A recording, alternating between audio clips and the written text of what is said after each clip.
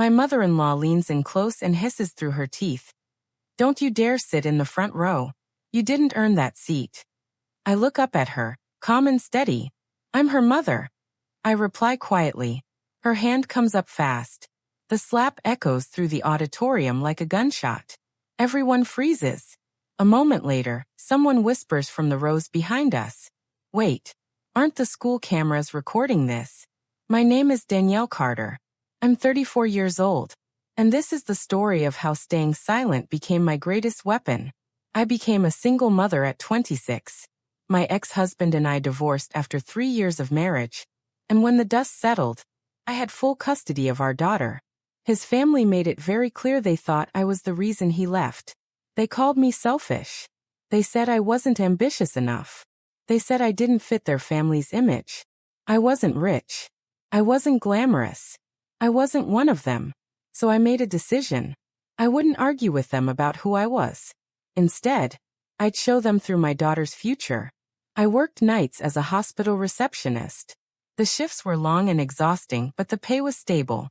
During the day, I worked as a freelance event coordinator, squeezing in gigs whenever I could find them. I missed vacations. I wore the same winter coat for 5 years.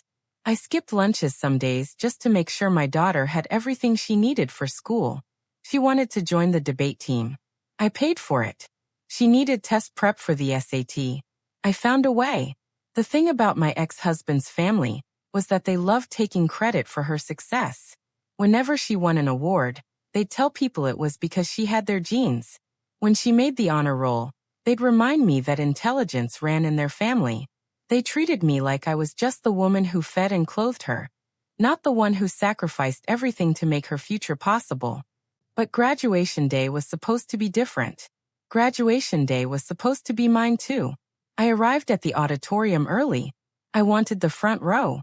I wanted to sit where I could see every moment of her walk across that stage. I wanted to be close enough to cheer without holding back. I sat down, smoothed my dress, and waited. Then my ex-husband's mother walked up to me. "You need to move," she said. Not asked. Told. "No," I said. "I'm not moving. Our family deserves the front seats. We've earned this moment." "You didn't raise her," I replied, keeping my voice level. "I did. I'm staying right here." Other parents started to notice. The room grew quieter. My ex-mother-in-law's face turned red. She started saying things like I was a bad mother, that I'd relied on their family's support, that I didn't deserve to be here at all. Her voice got louder. More people turned to watch. Then she raised her hand, and she slapped me across the face. I felt the sting. I felt the heat. But I didn't cry. I didn't yell. I just held my cheek and stared at her. She leaned in close, her voice dripping with satisfaction. "No one's going to believe you," she whispered. A teacher nearby muttered something about security footage. And in that moment I noticed it. A small black camera mounted high on the wall, angled directly at where we were standing. My ex-husband rushed over and told me to leave before I caused more drama. His family blocked me from the family photos. I watched my daughter receive her diploma from the back of the room, and I saw the confusion on her face when she looked for me in the crowd and couldn't find me in my usual spot. But I didn't react. I didn't argue. I didn't let them see me break. Instead, I watched my ex-mother-in-law brag to relatives that I'd never be invited to family events again. I listened to them laugh about how they'd finally put me in my place, and I stayed completely calm. What they didn't know was that I had something they'd never expected. Years ago, when the harassment first started, I'd saved every aggressive text, every email, every voicemail, the ones where she called me names, the ones where she threatened to take my daughter from me, the ones where she told me I wasn't fit to be a mother. I'd kept them all, never thinking I'd use them. I didn't want conflict affecting my daughter, but a slap changed things. I called Linda, an administrator at the hospital where I worked and someone who'd become a trusted friend over the years. Linda had dealt with legal disputes before. She understood these situations. "Request the footage immediately," she told me. "Public schools keep recordings for safety. If it's there, the truth will speak for itself." I approached the principal calmly and reported what happened. I explained that I wanted to review the security footage. He agreed to check before the end of the day. Meanwhile, my ex-husband's family was outside celebrating, convinced they'd won, convinced I had no power to fight back. The principal called me into his office that afternoon. He asked my ex-husband and my ex-mother-in-law to join us. She walked in with confidence, ready to tell her version of events. She claimed I'd started screaming at her. She said she was the victim. She painted herself as someone defending her family's honor. The principal sat down, turned his monitor toward all of us, and pressed play. The video was clear, crystal clear.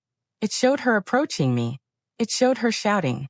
It showed her raising her hand and bringing it down hard across my face. It showed me standing there, not fighting back, not even raising my voice. The room went completely silent. My ex-husband muttered under his breath, "Mom, what did you do?" The principal explained that assault on school grounds was a serious matter. He explained that there would be consequences. My ex-mother-in-law suddenly started panicking, trying to justify what the video clearly showed. I looked at her directly and said, "This isn't the first time. I have years of messages from you. Threatening texts. Voicemails. All of it." The principal leaned back in his chair. He told me I could file an official report. He explained my options. My ex-mother-in-law's face went pale. For the first time, she understood that I wasn't powerless. I was just patient. I chose not to escalate it further that day. But I made one thing crystal clear. The harassment was over. It would never happen again. My ex-husband apologized awkwardly, embarrassed by what the footage had revealed. My ex-mother-in-law left the school quietly, avoiding everyone's eyes. Later, I found my daughter outside the building. She ran to me and hugged me tight. "What happened in there?" she asked. I held her close and said, "Sometimes people show their true character when they think no one's watching. And sometimes, the truth just takes a little time to come out." I didn't tell her about the slap that day. I didn't want graduation to be about that moment. I wanted it to be about her achievement, about her future, about the fact that she was stronger than the drama that surrounded her. The real lesson I learned wasn't about winning. It was about staying calm when everything inside you wants to fight. It was about knowing that silence isn't weakness. Sometimes silence is just patience, waiting for the truth to speak louder than any words you could ever say. If you've ever been humiliated by someone who thought they'd never face consequences, you know how that moment burns. You know how small it can make you feel. But I want you to know something. Staying quiet doesn't mean staying powerless. Share your story in the comments. I read every single one. And if this story taught you anything, I hope it's this. Respect should never depend on family status. Truth always finds a way out. Subscribe. Click hype. And thank you for being here. Thank you for listening to my story.